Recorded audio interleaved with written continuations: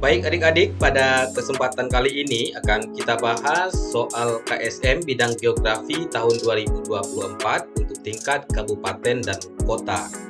Mempelajari aspek spesifik one type of fenomena dalam ruang permukaan bumi. Kajian geografinya seperti penduduk, sejarah, transportasi, politik, dan berbagai fenomena dalam geografi dikenal dengan istilah geografi apa? Nah, adik-adik, berdasarkan pendekatan yang digunakan, geografi itu dikelompokkan menjadi dua. Yang pertama, geografi sistematik atau geografi topikal. Yang kedua, geografi khusus atau geografi regional. Kalau geografi sistematik atau geografi topikal, fokusnya pada satu fenomena atau satu tema. Tetapi ruang lingkup kajiannya mencakup ruang permukaan bumi yang luas. Misal ketika mereka mengkaji penduduk, yang dikaji itu bukan penduduk yang ada di wilayah tertentu saja, tetapi di seluruh dunia. Begitu juga dengan sejarah, transportasi, ataupun politik. Jadi kata kunci dari geografi sistematik ini, tema yang dikaji itu satu, ruang lingkupnya sangat luas. Sedangkan geografi khusus atau regional fokus pada satu wilayah tertentu, lalu dikaji semua aspeknya, baik aspek fisik maupun aspek manusia. Misalkan negara Indonesia. Di negara Indonesia itu bisa dikaji iklimnya, tanahnya, penduduknya, budayanya, ekonominya, dan lain sebagainya. Berarti kata kunci dari geografi khusus ini, wilayahnya satu, tema yang dikajinya banyak, sehingga mereka jadi tidak spesifik. Maka sesuai permintaan soal, mempelajari satu fenomena yang ada dalam ruang permukaan bumi adalah geografi sistematik atau geografi topikal. Kita lihat yang B dan C, geografi penduduk, geografi manusia adalah pendekatan yang digunakan dalam geografi sistematik. Karena soal tidak meminta pendekatannya, maka lebih tepat ke induknya, yaitu geografi sistematik. Geologi dan geografi merupakan dua bidang ilmu yang memiliki irisan terhadap fenomena ragam jenis batuan. Dalam geologi, menekankan kepada aspek gejala terjadinya batuan tersebut dan karakteristik fisika maupun kimia yang terdapat dalam batuan tersebut. Namun dalam geografi, menitik beratkan kepada aspek sebaran serta kaitannya dengan manusia dan lingkungannya. Perbedaan yang mendasar antara geologi dan geografi terletak pada apa? Objek studi geografi itu terdiri dari dua, ada objek material, ada objek formal. Antara geologi dan geografi, objek materialnya sama. Contohnya batuan. Di geologi membahas batuan, di geografi juga membahas batuan kalau kita lihat dari objek materialnya. Nah, perbedaan antara geologi dan geografi itu terletak pada cara pandang atau pada objek formalnya. Geologi itu melihat dari sisi fisik, kimia, atau proses pembentukan batuan. Sedangkan geografi itu melihat dari sisi penyebarannya atau distribusi, pola ruang, serta hubungannya dengan manusia. Jadi perbedaannya terletak pada objek formal atau perspektif objek formalnya, cara pandang ilmu tersebut terhadap objek kajiannya. Jawabannya yang D. Perhatikan gambar berikut. Dasar klasifikasi iklim yang sesuai dengan gambar adalah gambar ini menjelaskan hubungan pola tekanan global dengan curah hujan dan iklim. Kalau kita lihat dari pola tekanan global, yang pertama itu ada zona tekanan rendah atau ITCZ di sekitar Khatulistiwa. Nah, yang ini adik-adik. Nah, yang kedua, ada subtropical high atau subtropical tinggi STH di sekitar lintang 30 derajat lintang utara dan lintang selatan pada lintang 30 derajat. Nah, yang ketiga, ada pengaruh angin siklon. Nah, ini menandakan sirkulasi atmosfer global yang menghasilkan pola curah hujan yang berbeda-beda.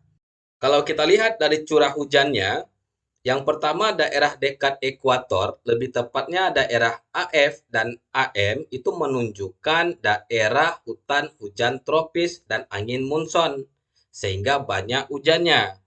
Yang kedua, daerah subtropis, daerah BS dan BW ditunjukkan stepa dan gurun. Yang ketiga, ada wilayah transisi AW dan CS. Dari pola hujan itu, kemudian diturunkan tipe iklim AF, AM, AW, BS, BW, CS. Nah, apa itu adik-adik nanti bisa lihat di iklim Köppen. Nah, ini dasar klasifikasi iklim menurut Köppen. Jadi Köppen itu mengklasifikasikan iklim berdasarkan curah hujan dan suhunya. Tetapi kita kembali ke soal sesuai dengan gambar. Nah, pada gambar itu tidak ada menampilkan suhu. Maka dasar klasifikasi iklim adalah curah hujan tahunan. Jawaban yang A. Proses yang terjadi di permukaan bumi saat ini telah terjadi sepanjang waktu geologis. Segala perubahan yang terjadi di masa lalu dan sekarang memiliki keterkaitan erat. Dalam geologi menekankannya pada the present, it the key to the past. Hal ini merupakan konsep geologi yang dikenal dengan istilah apa? Nah, adik-adik, ini merupakan istilah uniformitarianisme. Apa yang terjadi sekarang di alam bisa dipakai untuk memahami apa yang terjadi di masa lalu. Maka jawaban yang tepat yang D. Fenomena litosfer sangat beragam di permukaan bumi, sebagaimana tertuang dalam ayat di bawah. Wa akhrajatil ardu asqalaha. Ilmu bantu geografi yang tepat untuk mempelajari fenomena sesuai ayat di atas adalah wa akhrajatil ardu asqalaha. Ini merupakan Quran surat Al-Zalzalah ayat 2 dan bumi mengeluarkan isi perutnya. Nah, ini merupakan fenomena gunung meletus atau gunung api. Nah, ilmu yang mempelajari gunung api adalah vulkanologi. Kalau seismologi adalah tentang gempa. Geologi itu batuan, sedangkan geofisika itu geografi dan fisika. Fenomena cuaca El Nino yang menyebabkan kekeringan di sebagian besar Asia pada tahun ini diprediksi akan berlanjut pada paruh pertama 2024. Cuaca kering akan mengancam pasokan beras, gandum, minyak kelapa sawit, dan produk pertanian lainnya di beberapa negara penghasil dan pengimpor pertanian terbesar di dunia.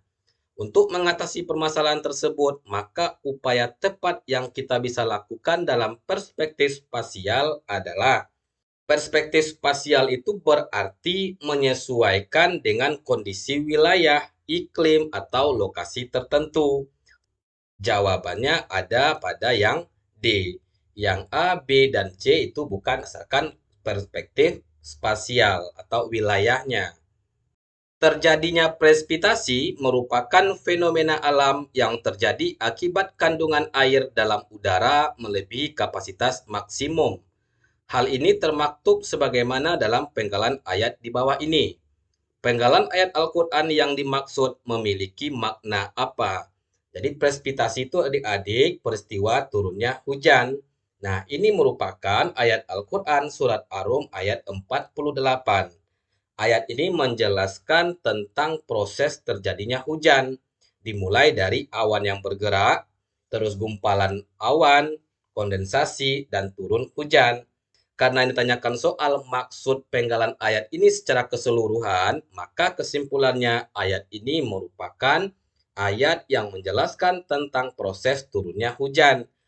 Maka jawabannya adalah yang D. Masyarakat Kabupaten Pesisir Barat Provinsi Lampung memiliki bentuk kearifan lokal untuk meminimalisasi dampak bencana yang terjadi. Di bawah ini merupakan bentuk adaptasi bencana longsor yang khas yang diterapkan oleh masyarakat Kabupaten Pesisir Barat Provinsi Lampung adalah jawabannya adalah Rempong Damar yang berada di Kabupaten Pesisir Barat Lampung. Rempong Damar itu menjaga kelestarian pohon damar atau tanaman khas di daerah sana dan lingkungan sekitarnya.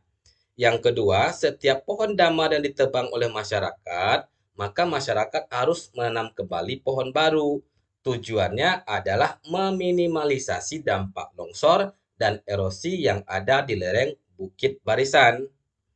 Maka jawabannya yang D.